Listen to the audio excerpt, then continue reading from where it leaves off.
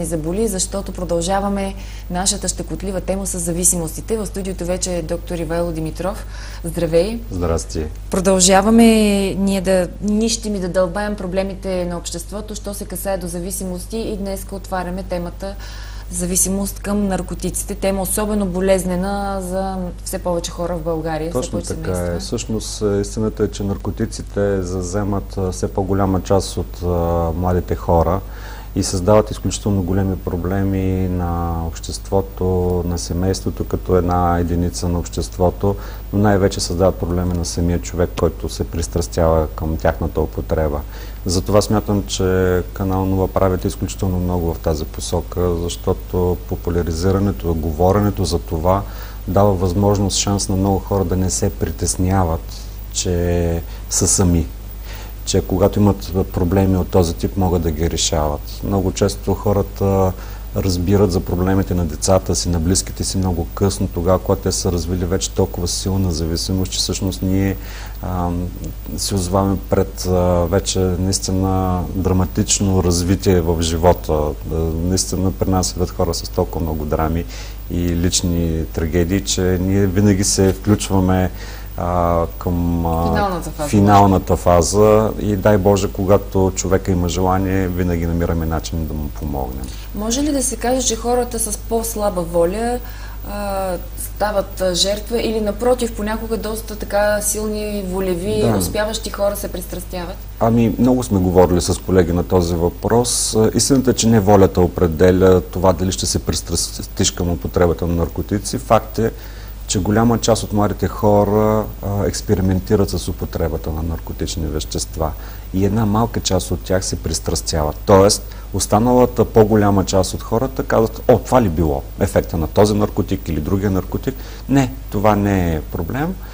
За мен той просто не е интересен като употреба, негов ефект не ми е приятен. И край. Има еднократно експериментиране, човека казва, употребява ефекта и след това всичко приключва. Човекът се продължава живота напред, той има цели, има желания, има мечти, за които се бори и просто някакъв жизнен опит. Но, за съжаление, ние не знаем от тези 100% употребяващи, ако да кажем 80% не се пристрастят, кои са другите 20%, които всъщност ще развият това пристрастяване. Когато съм говорил с всеки един от тези вече, които са развили пристрастяването, защо? Те казват: знаеш ли, доктор, още първи път, като го опитах, толкова много ми хареса. Тоест, явно... да направите профил на хората. Точно така. Те са различни като социални групи, като социален статус, като интелект, като начин на мислене.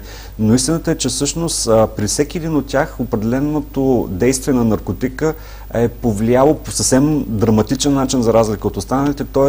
влизайки в мозъка му, той е създал толкова силно удоволствено изживяване, че той е заменил всичко, което му е било познато до сега. Всъщност големия проблем на всички наркотични вещества е, че те някак си намират много интимен път до човека и му дават удоволствие, което той не е усещал никога преди това.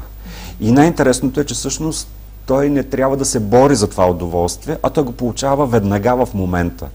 Ние, знаете, когато сме влюбени, когато харесаме партньор, решим, че искаме да сме с него, започваме да го извеждаме на кафенце, да ходи, труден път на ухажване, докато това нещо става просто в рамките на момента на употребата на наркотик. Най-главните проблеми при младите хора са трудностите при общуване в началото, особено в пубертета. Наркотиците с тях изчезва тази трудност с общуването. Особено когато става въпрос за това просто да говориш с човек от другия пол. И това се оказва един от големите проблеми. Може би трябва да направим едно предаване само в тази посока, но наркотиците като с магическа пръчка намаляват и изчезват това притеснение от общуването с хората. Другия много тънък момент е, че обикновено младите хора са бунтари. И всъщност чрез наркотиците се опитват да покажат своето неприемане на света около тях, на родителските модели, на обществените модели. И тогава се случва нещо също така странно. За тях това е тяхната революция. Естествено, това е, как да кажа, част от живота на младия човек, но за съжаление, когато употребата стане почти всекидневна и всекидневна, тогава нещата стават драматично различни. И тук може би трябва да разкажа малко за това, че всъщност има 3 групи наркотични вещества, които действат по съвсем различен начин и всяка от тези групи си има нейните почитатели, ако мога така да кажа. Всъщност говоря за хора, които вече са пристрастени към тези вещества. Едната група, това са веществата, които много се харесват от групата на така наречените халюциногени. Вещества, които са малко познати в България, но те са изключително силни. За съжаление или за радост, тези, които ги употребяват, усещат толкова, как да кажа, мистично отделяне от тялото, на душата от тялото, едно усещане за нереалност. Те влизат в, както често казват, в собствен филм, т.е. развиват една паралелна реалност в въображението си и това е толкова втрещяващо за тях и толкова интересно и желано, че те искат това да се повтори и пак, и пак, и пак. Като контакт с друго измерение. Като контакт с друго измерение. Между другото, когато бях в Индия, те казват, че за съжаление тези хора постигат само първото ниво на отделяне на душата от тялото, там са 7 нива, но това е друга тема, за която може би трябва да разкажа някой път за ведическото отношение на човека към душата му. Но това е интересното при халюциногените, че това са вещества, които дават едно усещане наистина за нереалност и то по един много интересен начин. Там има нещо много важно, че когато в компания се употребяват такива наркотични вещества, поне един от тях не трябва да е употребил, за да може да пази останалите от собствените им глупости и грешки. Тоест, какво може да се случи? Всичко. Всичко. Значи имали сме невероятни неща. Спомням се за една нова година, ето сега идва нова година. Преди няколко години в един друг български град хора живеещи, събрали се на една компания на 1 януари. След доста сериозен запой решават да употребяват халюциногени. Гледайки по телевизията са гледали филм за Втората световна война и решават, отвънка започва заря. Те решават, че ги нападат хитлеристи и се започват, вадят бутилки, чаши, всичко, което може, започват да хвърлят през терасите. Но, за съжаление, или пък Господ обича да се шегува, както казвам, в отсрещен блок друга компания по същия начин пияна употребява халюциногенни вещества. Гледали са космически филм за нашествие. Там бащата е бил ловджия. И се вадят оръжия и се започва едно меле между два блока, които са на около 30 метра разстояние един от друг, при което е потрошено абсолютно всичко. Коли, апартаменти, стъкла, счупени битови уреди. Да, това е истина. Това се случи преди няколко години в един централен български град.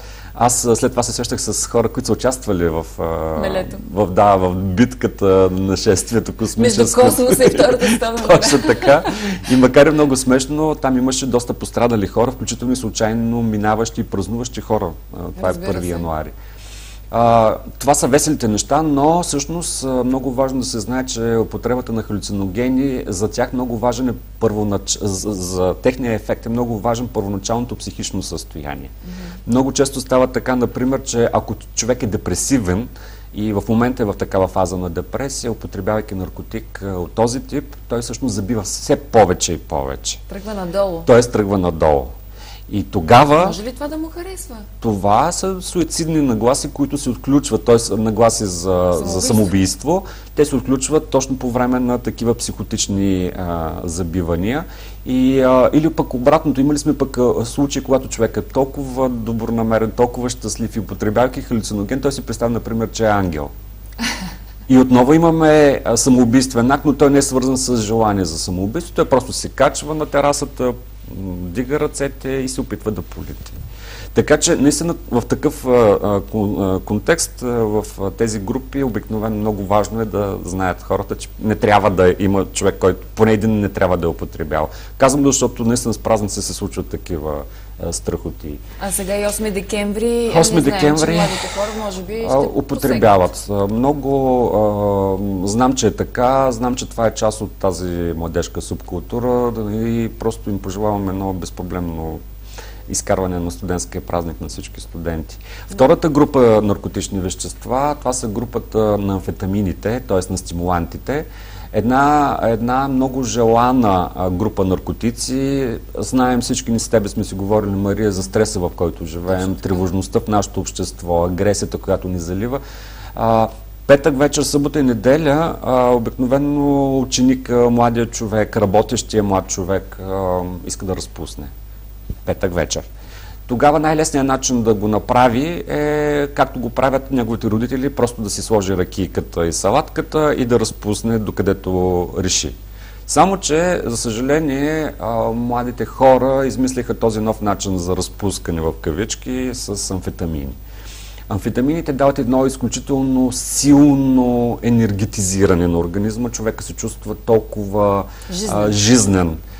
Този ефект продължава 6-8 часа. Дискотеки, тези хора танцуват. Да, до преди няколко часа ти си бил на работа, бил си уморен или си бил в училище, всичко е било много тежко за тебе, край на седмицата, чакал си с нетърпение и изведнъж с петък вечер ти си хапче и след на 20-та минута вече ти си друг човек.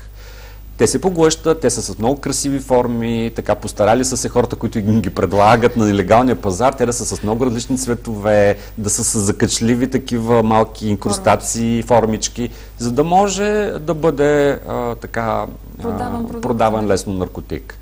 Аз си спомням, имах един случай миналото лято, когато в едно кафе в Слънчев бряг, на брега на морето, си поръчам кафе и минерална вода, а сервиторката ми задава странния въпрос: минералната вода от 15 или от 20 лева. И аз се поглеждам и казвам, всъщност, защо? Знам, че има наценка, предполагам, че най-много ще е 5 лева, нали? но 15 или 20 лева. Тя казва: не, господине, зависи от хапчето под капачката. Което всъщност вече ми даде идеята, че това заведение просто е едно от тези заведения, които се предлагат амфетамини. И те не са предполагали, че ти не знаеш? Да. Явно там хората, които посещават, знаят за това нещо. Казвам го това нещо, защото всъщност, пускайки децата си на купон, парти, къде ли не, ние не знаем какво те употребяват. Цената на тези наркотични вещества е сравнима с цената на 100 грама алкохол. Тоест, понякога те са ефтини, много лесно достъпни. Правили сме анкети в училищата, в които се доказва, че в рамките на максимум 5 минути ученик може да има достъп до наркотично вещество. От какъвто си иска тип. Което означава, че всъщност някъде в училищата има разработена система за бърза доставка, т.е. някои от техните съученици, те знаят, че той може да им намери. И това е наистина един от големите проблеми. Вярно е, че ние хората се плашим повече, отколкото трябват наркотичните вещества. Факт е, че те са съществували от древността, но е факт, че всъщност наркотичните вещества са един изключително опасен прецедент в съвременната човешка цивилизация. И защо? Амфетамините са така наречените, аз им казвам, убийци на мозъчни неврони. Те всъщност толкова бързо затъпяват младите хора, че реално погледнато, макар в момента ефектът да е много силен и много интересен и много, при предозиране има тежки параноични проблеми. Хората изпадат във филми за мании за преследване, за отношение, за това, че някой иска да ги отрови, влизат в разни филми, че им се послушват телефоните, че те са шефове на мафия или разни други такива неща. Имал съм случаи при доста продължителна употреба на амфетамини и хората наистина да влизат в състояние на шизофреноподобно състояние, т.е. отключват неща, които може би никога не биха отключили в себе си, ако не бяха тръгнали да провокират мозъка си. Само да попитам, ако се спре употребата, може ли човек да се върне към нормалното? Разбира се, че може. Големият проблем при амфетамините е точно в това нежелание да се спре, защото всъщност така наречен абстинентен синдром, абстиненс е отказване на английски, абстинентният синдром при тях продължава около 2 месеца и няма толкова силна физическа зависимост, но психическата е толкова силна, че всъщност младият човек не може да изтрае повече от 24 до 48 часа без следващото си хапче амфетамини. И това е един от сериозните проблеми. Другия голям проблем при амфетамините е, че се повишава телесната температура. И всъщност, ползвани главно в дискотеки, където много се танцува, хората се запотяват, блокиране този ефект на терморегулацията нормални и хората нямат желание, естественото желание да пият вода и течности, за да оводнят организма си. И много често млади момичета колабират в дискотеките, главно от така наречената дехидратация. Така че, ето и този наркотик дори в момента на острата еднократна употреба може да създаде проблеми. Спешна помощ имат доста проблеми в тая посока по отношение на употребата в дискотеки.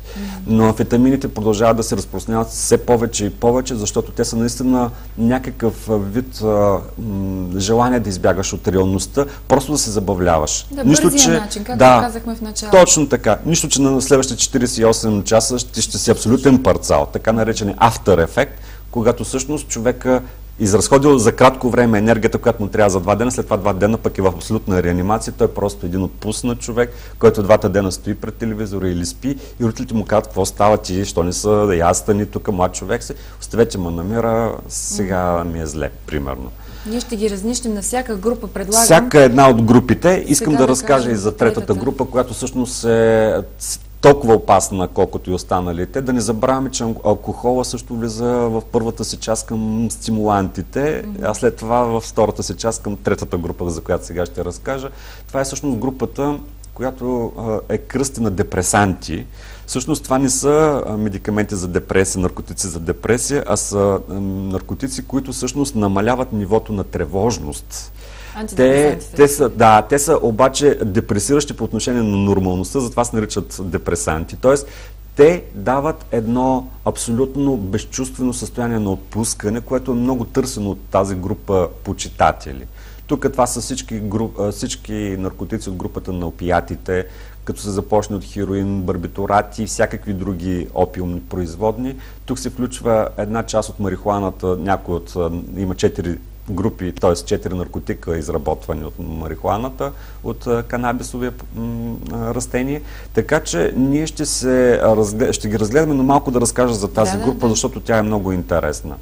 Тази група всъщност са наркотични вещества, които в голямата си част употребени, те се употребяват главно венозно, но не само. Много често те се смъркат като кокаин или има един много интересен начин пушене на фолио, когато върху просто фолио от шоколад или някакво домакинско фолио се поръсва хероин и след това се запалва с запалка и се смъркат тези тлеещи парите на тлеещия хероин. Един много такъв разпространен начин на употреба, както и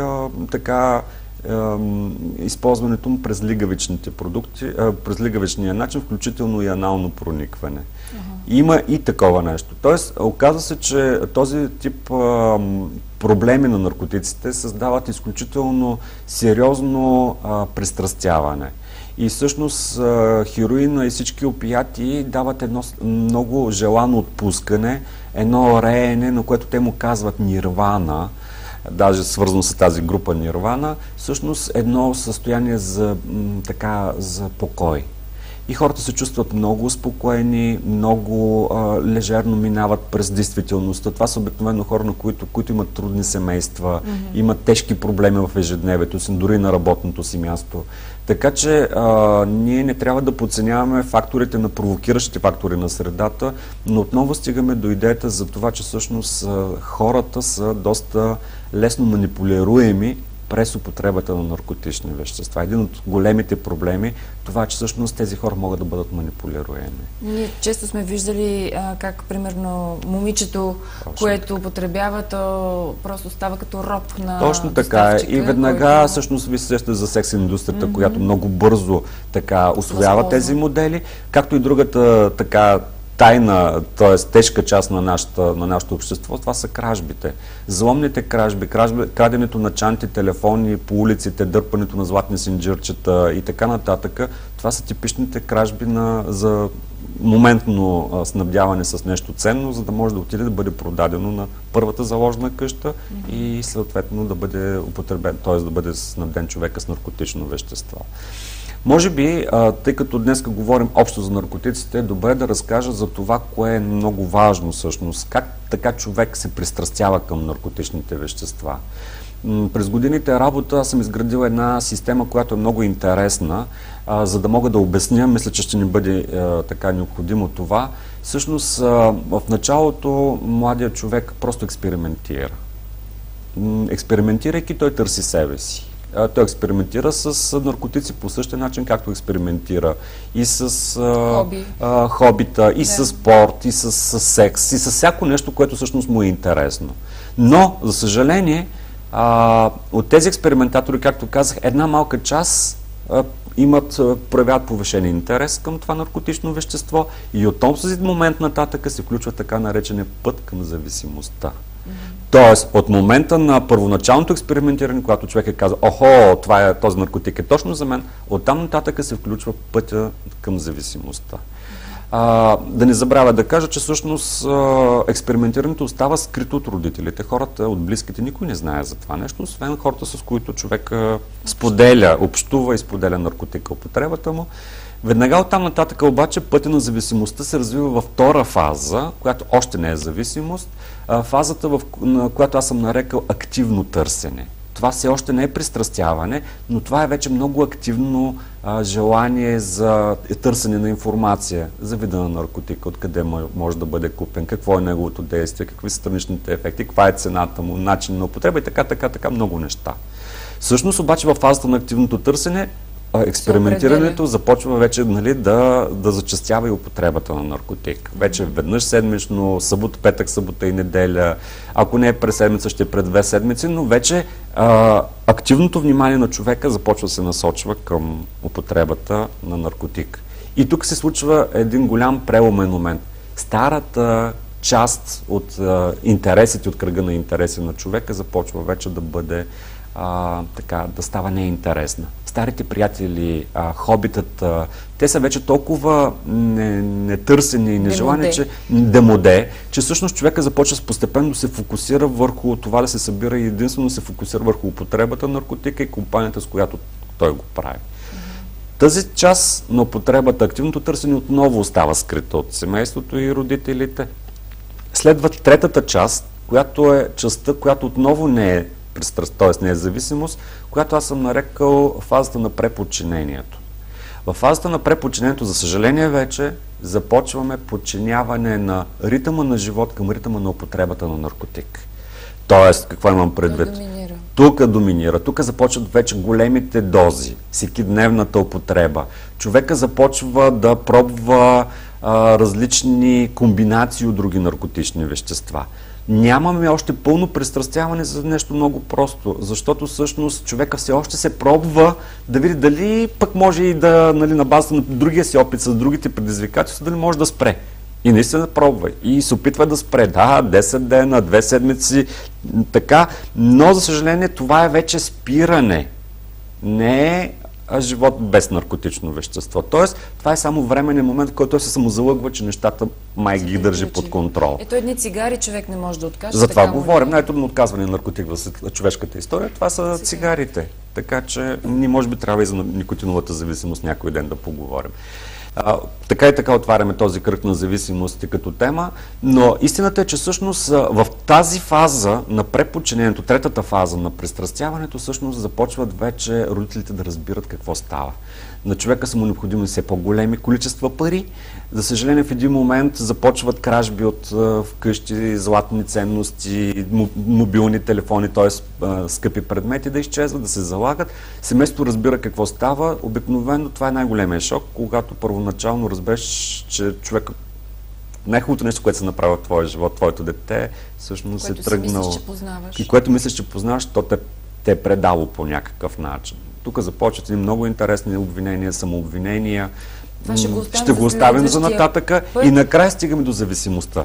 Зависимостта, която ние лекарите, психиатри казваме, че това е болестен процес, но ето тук има нещо, което всъщност е, мисля, различното в моята терапия, че всъщност става въпрос за един проблем на поведението на човека. Един поведенчески проблем, който аз съм нарекал загуба на контрол върху употребата на наркотик. Ако ние всички, семейството, самия човек и консултанта му се обединим около идеята за това той да отново да поеме контрол върху собствения си живот, тогава нещата си идват на място, човека приключва с наркотичното вещество и продължава нататък. Включително и цигарите така. Тоест, стигаме до идеята, че когато ние овластим човека и му кажем, ето това е твоята отговорност, здравият и живот. Ако решиш, ние сме до тебе, ще те подкрепим. Но ние няма да застанем между тебе и наркотик. Битката си е твоя, ние сме до тебе да те подкрепим. Но ти не ни приемай повече като хора, които ние ще те ограничаваме от употребата на наркотичното вещество. Да. Ето това е всъщност грешката, която семейство винаги в ужаса, че си губи детето, защото в главата на всеки родител наркотик е равно на смърт. И той си реагира по абсолютно истеричния начин, че аз трябва да не му позволя повече да има досег с наркотика. Хората започват семейството да правят глупавата грешка, да ограничават децата си от контакта с наркотика. И за съжаление, когато една пружина натискаш силно, в момента, в който пуснеш натиска, тя скача много високо, човека намира начин моментално да отиде и да се снабди, за да накаже родителя си. Да, именно за забраните. Заради забраните. Неща, и ето вижте как това всъщност с пристрастяването създава един модел на съзависимост и на самото семейство. То започва да бъде манипулируемо от човека с всеки един момент, в който той всеки един контакт. Много изключително интересен разговор. Аз пропуснах да обявя отворения телефон на 056-919-190, но нищо, казвам го в аванс за следващия път, когато ще започнем да нищим, както се казва, група по група. Ако вие искате, така, имате някакви въпроси или съмнения относно вашите деца или близки, от всичко това, което чухте от доктор Ивайло Димитров до момента, свържете се с нас, той ще ви отговори в ефир. Днеска така пресрочихме времето, но се надявам, че ви беше интересно. Желая ви приятен уикенд. Ще се видим отново след